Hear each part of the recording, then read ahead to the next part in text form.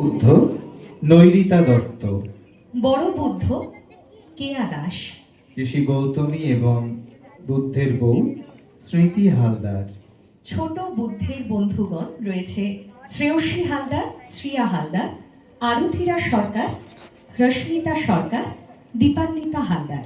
দরবারের নৃত্যশিল্পীগণ সিঞ্জিনী চৌধুরী, চন্দ্রিমা ভৌমিক, দেবস্মিতা দত্ত, আয়ুষী সাহা।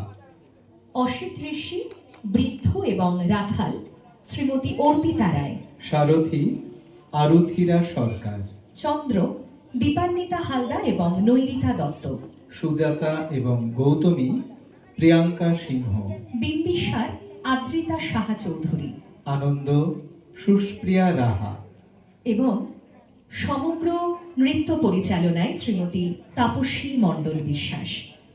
আসুন, রবির আলোয় গৌতম বুদ্ধ আমরা অনুভব করি। প্রচলিত মতে তিনি পঞ্চম শতাব্দীতে বর্তমান লুম্বিনীতে জন্মগ্রহণ করেন। ধন এবং মাতা ছিলেন রানী মায়া দেবী।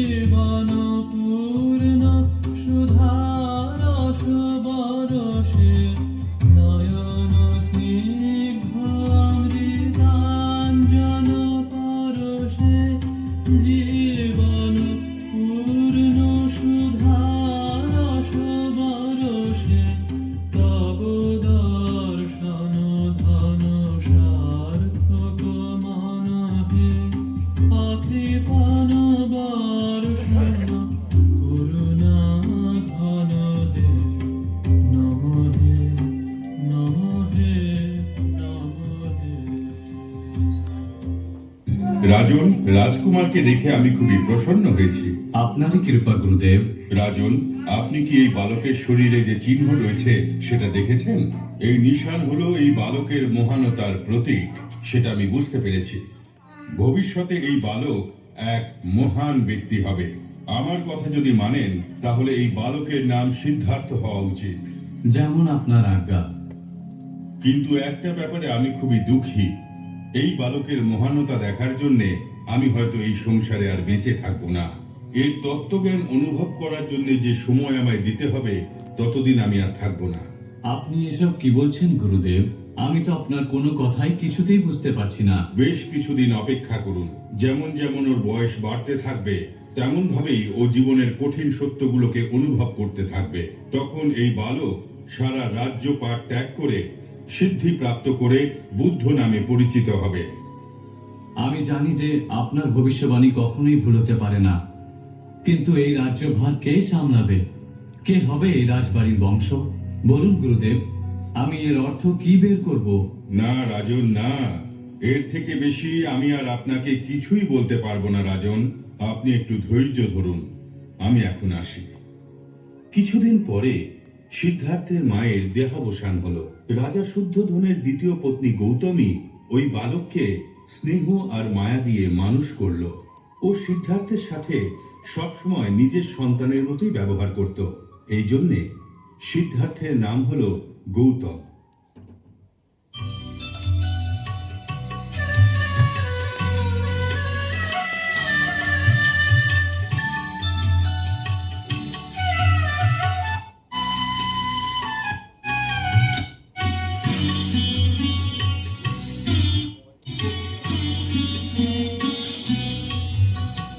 আমারও পরানো যাহা যায়, তুমি তাই, তুমি তাই গো। আমারও পরানো যাহা যায়, তোমা ছাড়া আর এ জগতে মোর কেহ নাই, কিছু নাই গো। আমারও পরানো যাহা যায়, তুমি তাই, তুমি তাই গো। আমারও পরানো যাহা যায়।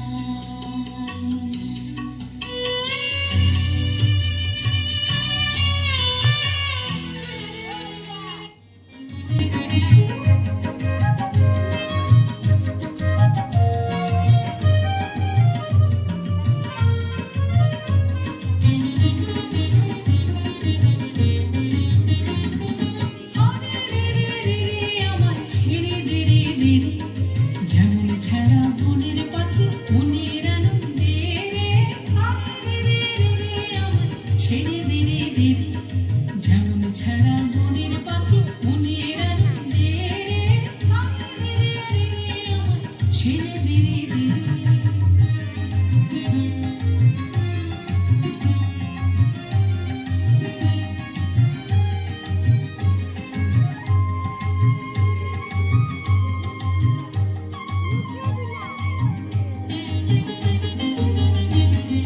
ধনু শ্রাবণ ধারা যেমন বাঁধন হারা, ধনু শ্রাবণ ধারা যেমন বাঁধন হারা। যেমন আকাশ লুটে ফেরে, আকাশ লুটে ফেরে।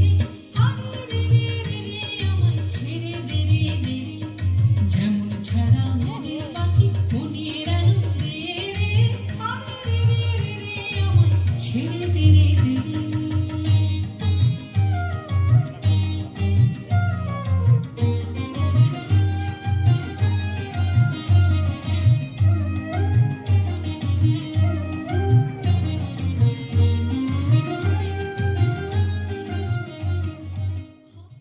রাজা শুদ্ধোধন পুত্র গৌতমের জন্য সব সুখ পরিপূর্ণ রাজমহলের নির্মাণ করলেন। ওই স্থানে সব রকমের সুখ পরিপূর্ণ ছিল। প্রচুর চাকর বাকর, খাওয়ার জন্য উত্তম সুস্বাদু খাবার, আর মনোরঞ্জনের জন্য সঙ্গীত এবং নৃত্যেরও ওখানে ব্যবস্থা ছিল।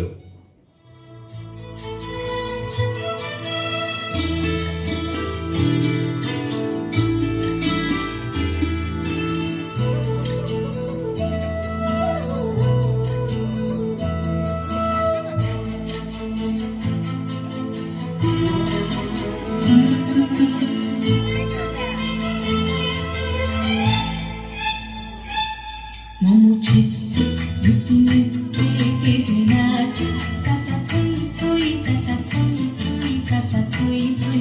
মোমো চিত্তে রীতি নৃত্যে কে যে নাচে, তাতা থই থই তাতা থই থই তাতা থই থই।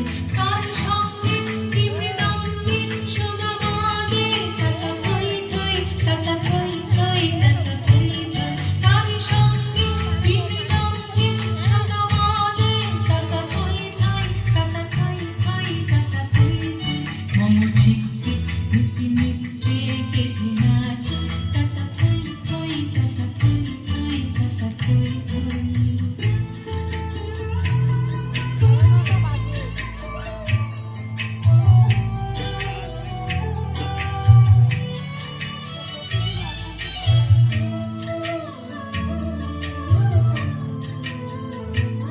হাসি কান্না হীরা পান্না দোলে ভালে, হবে ছন্দে ভালো মন্দ তালে তালে। হাসি কান্না হীরা পান্না দোলে ভালে, হবে ছন্দে ভালো মন্দ তালে তালে। নাচে জন্য নাচে নৃত্য পাছে পাছে, তাতা থই থই তাতা থই থই তাতা থই থই। নাচে জন্য নাচে নৃত্য পাছে পাছে, তাতা থই থই তাতা থই থই তাতা থই থই। কি আনন্দ কি আনন্দ কি আনন্দ, দিবারাত্রি নাচে মধ্যে নাচে বন্ধ। কি আনন্দ কি আনন্দ কি আনন্দ, দিবারাত্রি নাচে মধ্যে নাচে বন্ধ। সীতারঙ্গে ছুটি রঙ্গে পাছে পাছে, তাতা থই থই তাতা থই থই তাতা থই থই। সীতারঙ্গে ছুটি রঙ্গে পাছে পাছে, তাতা থই থই তাতা থই থই তাতা থই থই। মোমো চিত্তে রীতি নৃত্যে কে যে নাচে, তাতা থই থই তাতা থই থই তাতা থই থই। মোমো চিত্তে রীতি নৃত্যে কে যে নাচে, তাতা থই থই তাতা থই থই তাতা থই থই।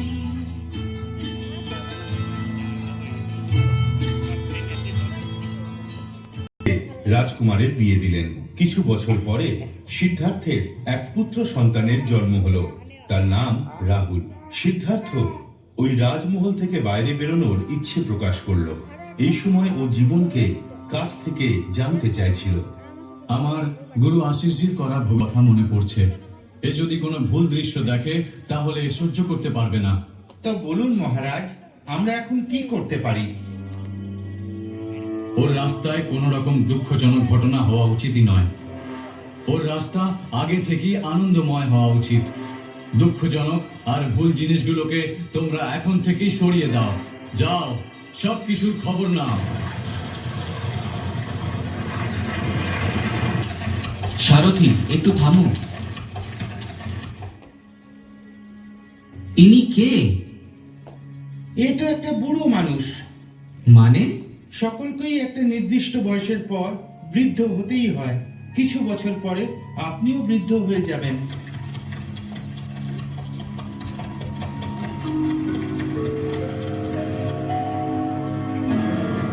সারথি, ওই মানুষটা কেন কাঁদছে? ওর কুষ্ঠ রোগ হয়েছে, আর ওর যা যন্ত্রণা ও সেটা সহ্য করতে পারছে না। তাই জন্যই ও কাঁদছে।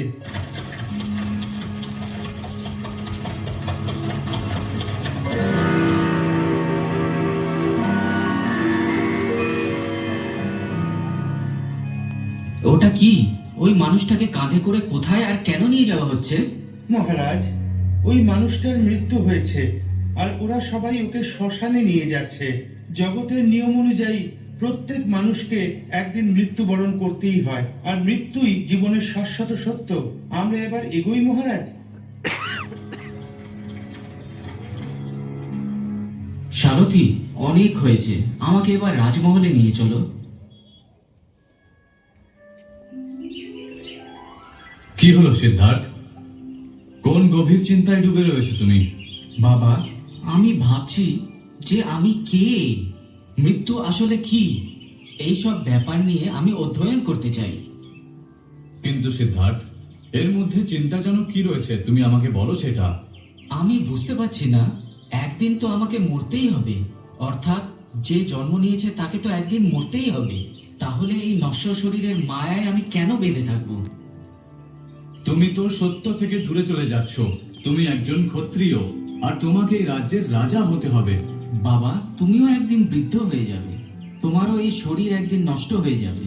এই শরীরের সমস্ত বন্ধন আমাকে একদিন ভাঙতেই হবে, এটাই কটু সত্য, আর এটাকে একদিন মানতেই হবে। আমি আমার সমস্ত বন্ধন ভাঙতে চাই। আমি সন্ন্যাস গ্রহণ করে ভিক্ষে করব। এই জন্য আমি এই মোহমায়া থেকে মুক্তি চাই। তোমার আশীর্বাদ চাই বাবা। দাঁড়াও, মূর্খের মতো কথা বলো না। যা হয়েছে সেটা ভুলে যাও। তোমার বন্ধুরা তোমার প্রতীক্ষা করছে। যাও, তুমি নৃত্যের আনন্দ নাও। কিন্তু সিদ্ধার্থর মনে সব ঘটনা যেন জেঁকে বসেছিল। ও ওর পত্নী ও পুত্রের সাথে শান্তিতে তো ছিল, কিন্তু পরে ও মনে মনে সিদ্ধান্ত নিল, আর রাজপাট ত্যাগ করে ও ওখান থেকে বেরিয়ে পড়ল।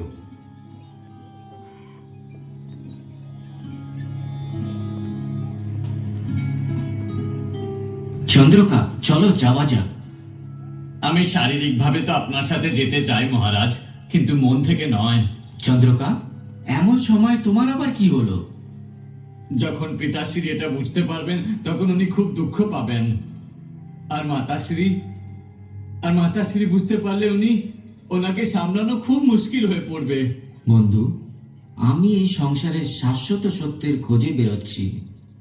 আমি যদি আত্মীয় স্বজনদের ছেড়ে যেতে না পারি, তাহলে আমি সত্যের খোঁজ করতে পারবো না। তাই আমাকে যেতে দাও, চলো যাওয়া যাক।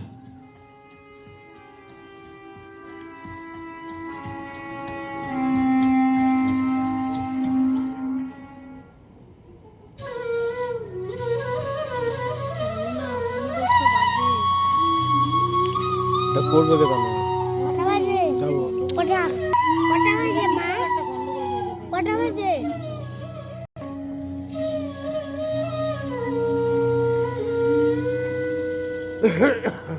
আটটা থেকে তোমাকে তেল আছে কোথায় বসেছিলাম আমার সরাসরি করবো তখন ভালো লাগতো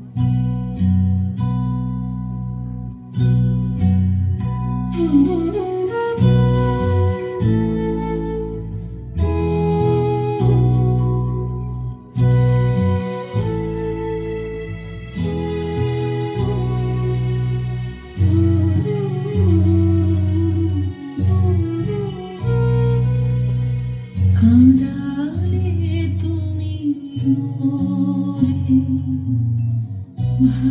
ভালোবাসারে গায়ে, কাঁদালে তুমি মোরে নিবিড় বেদনাতে পুলক লাগে গায়ে, কাঁদালে তুমি মোরে ভালোবাসারে গায়ে, কাঁদালে তুমি মোরে।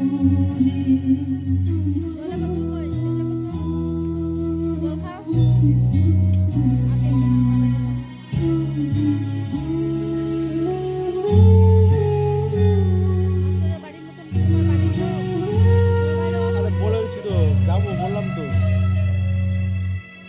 কি হবে আমি দেখবো সেটা।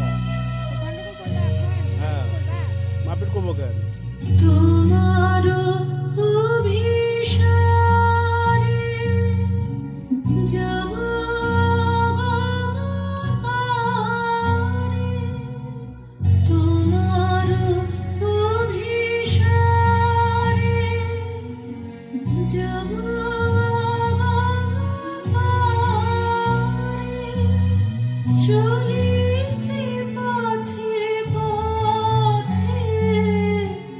বাজুক ব্যথা পায়ে, কাঁদালে তুমি মনে, ভালোবাসারি ঘায়ে, কাঁদালে তুমি মনে।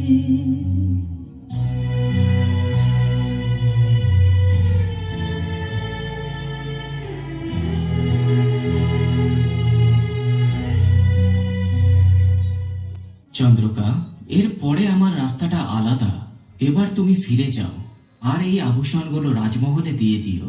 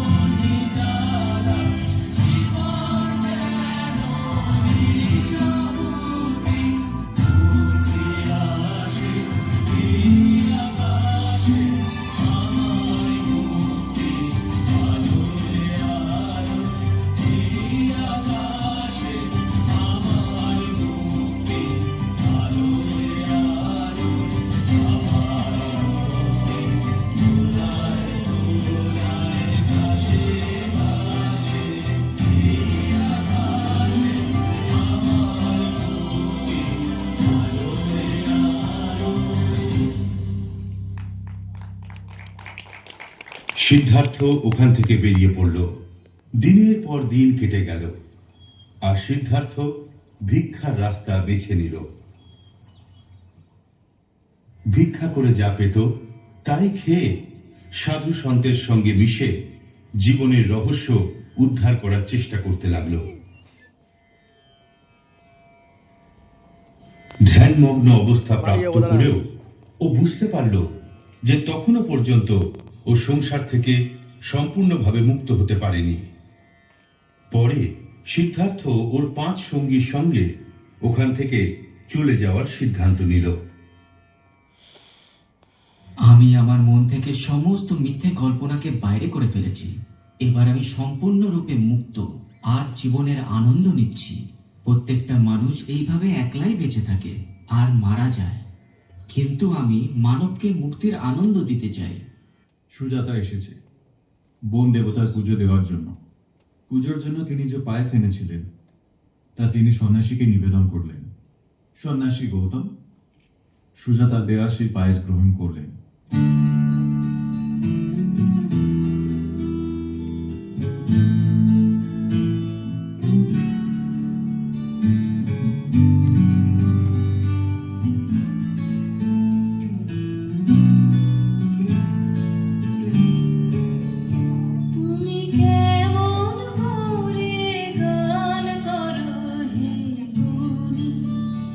আমি অবাক হয়ে শুনি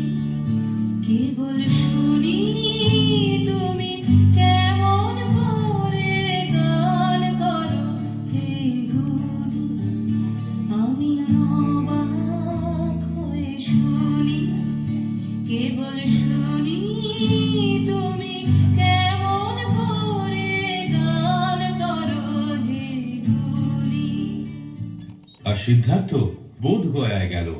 ওখানে ও বোধি বৃক্ষের নিচে ধ্যান আরম্ভ করলো। জীবন আর মৃত্যু এই বিষয়টাই ওর মাথায় ঘুরছিল। ওর ধ্যান ভাঙানোর জন্যে দানবেরা প্রচুর চেষ্টা করছিল, কিন্তু অপ্সরারাও ওর ধ্যান ভঙ্গ করতে পারল না।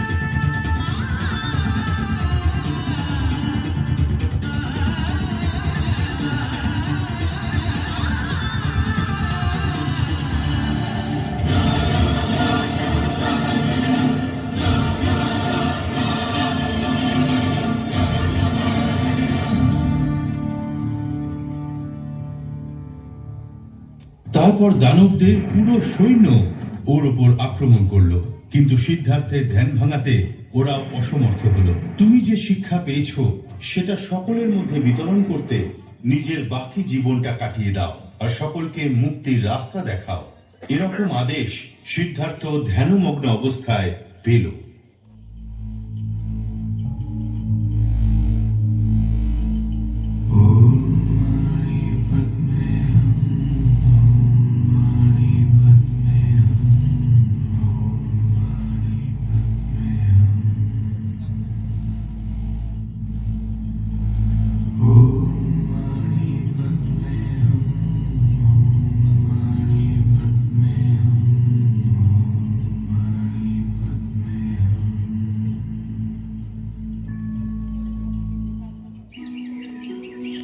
আপনি এই বেচারি প্রাণীগুলোর সাথে কি করছেন?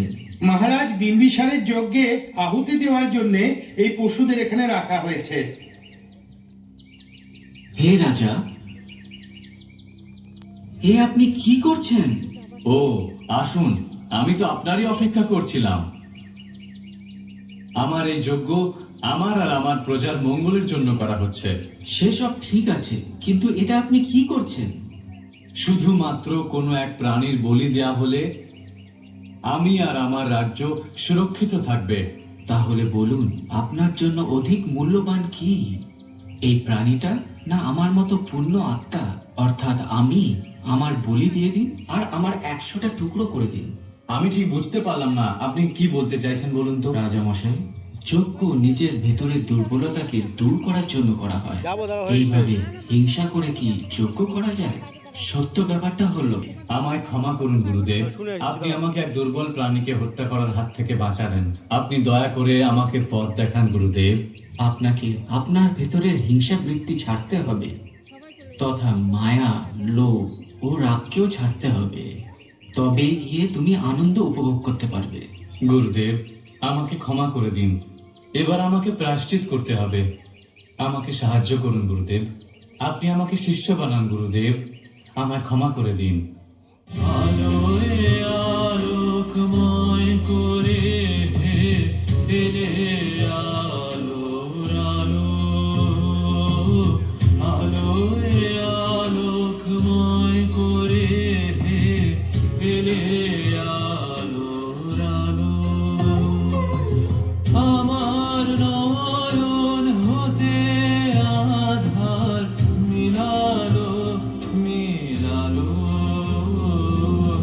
আলোয় আলোকময় করে এলে আলোর আলো, আলোয় আলোকময় করে এলে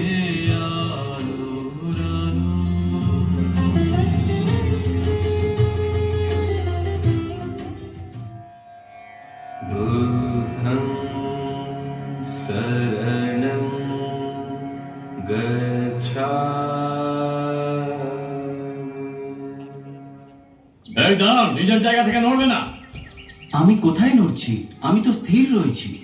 হ্যাঁ, তুমি তোমার কর্মের জন্য অস্থির হয়ে পড়েছ। মনে হচ্ছে তুমি আমার ব্যাপারে কিছুই জানো না, তাই এসব কথা বলছো। আমি তোমাকে মেরে দেবো আর তোমার আঙুলও কেটে নেব। শুধু আঙ্গুল কেন, তুমি আমার হাত দুটোও কেটে নিতে পারো। কিন্তু এর আগে আমার একটা শেষ ইচ্ছা রয়েছে। কোন ইচ্ছা? এই গাছটির ডাল কাটো আর কিছু? আর আবার ওটাকে ওখানেই লাগিয়ে দাও। তুমি কি পাগল হয়ে গেছো? এমন কেউ করতে পারে নাকি? তাহলে কে বলেছে তুমি শক্তিশালী?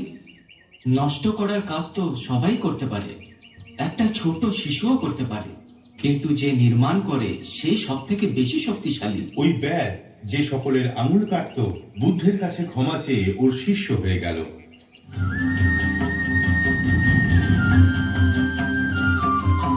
অন্ধকারের উৎস হতে উৎসারিত আলো, সেই তো তোমার আলো। সকল দ্বন্দ্ব বিরোধ মাঝে জাগ্রত যে ভালো, সেই তো তোমার ভালো। অন্ধকারের উৎস হতে উৎসারিত আলো, সেই তো তোমার আলো। সকল দ্বন্দ্ব বিরোধ মাঝে জাগ্রত যে ভালো, সেই তো তোমার ভালো।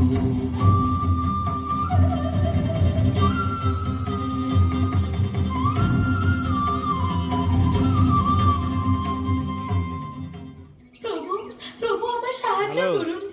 দয়া করে আমার বাচ্চাকে আমায় ফিরিয়ে দিন প্রভু। একটু যাতে অবশ্যই ফেরাবো, হ্যালো, কিন্তু তুমি আমায় প্রথমে এমন একটা যাতে বাড়ি দেরি হবে দেখাও একটু, যেখানে কোনো মৃত্যু যাতে হয়নি। একটু দেরি হবে, হ্যাঁ কোনো প্রভু, ভবন আসছি। যথা আজ্ঞা। আমি আপনাকে এমন বাড়ি অবশ্যই দেখাবো। ওই মহিলা প্রত্যেকটা ঘরে গেল, কিন্তু প্রত্যেকটা ঘরেই দেখলো ওই পরিবারের কোনো না কোনো সদস্য কোনোদিন মারা গেছে। দুঃখের তিমিরে যদি চলে, তব মঙ্গল আলোক যদি জ্বলে,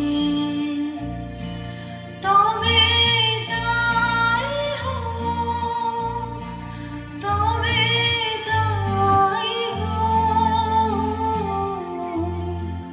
দুঃখের তিমিরে যদি চলে। তারপর ও নিজের পুত্রের সৎকার করলো। আনন্দভ্রান্তের দীর্ঘ 25 বছর ঐকান্তিক শ্রদ্ধা ও নিষ্ঠার সাথে বুদ্ধের সেবা করেছিলেন। মহাকারণিক বুদ্ধ যখন পরিনির্বাণ শয্যায় শায়িত, তখন স্বয়ং বুদ্ধ আনন্দভ্রান্তের গুরু সেবার মহত্ব ঘোষণা করেছিলেন। বুদ্ধ বলেছেন, আনন্দ, তুমি দীর্ঘকাল অবস্থান করেছ। দীর্ঘকাল প্রেমপূর্ণ, হিতসুখ কর, দ্বিধাভাব রহিত, অপরিমেয় কায়িক, বাচনিক, মানসিক কর্ম দ্বারা আমার পরিচর্যা করেছ। আনন্দ, তুমি কৃতপূর্ণ সাধনে একনিষ্ঠ হও। অচিরেই তুমি আশ্রমক সমূহ হতে মুক্ত হবে। তোমারে করিয়াছি জীবনের ধ্রুব তারা, এ সমুদ্রে আর কভু হব না কো পথহারা। তোমারে করিয়াছি জীবনের ধ্রুব তারা, যেথা আমি যাই না কো তুমি প্রকাশিত থাকো। যেথা আমি যাই না কো তুমি প্রকাশিত থাকো। আকুল নয়ন জলে ঢালো গো কিরণ ধারা, তোমারে করিয়াছি জীবনের ধ্রুব তারা। তার প্রচারের প্রধান কেন্দ্রগুলির মধ্যে ছিল সারনাথ, যেখানে তিনি প্রথম ধর্মোপদেশনা প্রদান করেন। এছাড়াও রাজগীর, বৈশালী, শ্রাবস্তি, কুশীনগর, কপিলাবস্তু, মগধ প্রমুখ উল্লেখযোগ্য। বলে দিলাম তো। গৌতম বুদ্ধ নিজে ভারতীয় উপমহাদেশের বাইরে ধর্মপ্রচার করতে যাননি, তবে তার বাণীকে তার শিষ্য দূর দূরান্তে ছড়িয়ে দেন। শরণং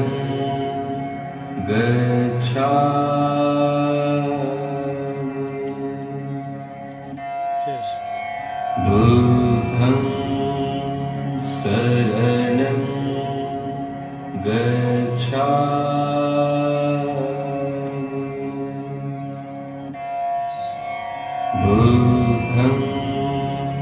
শরণং বুদ্ধং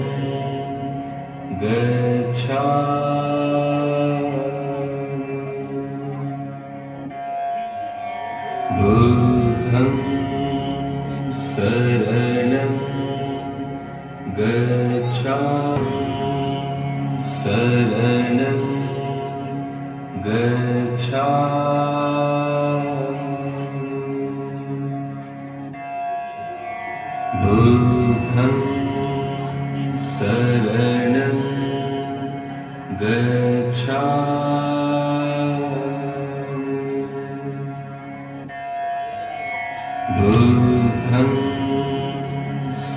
শরণং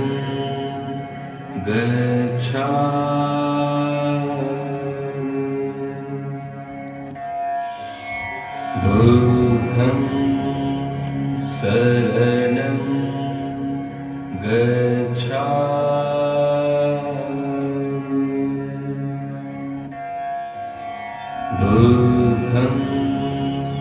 শরণং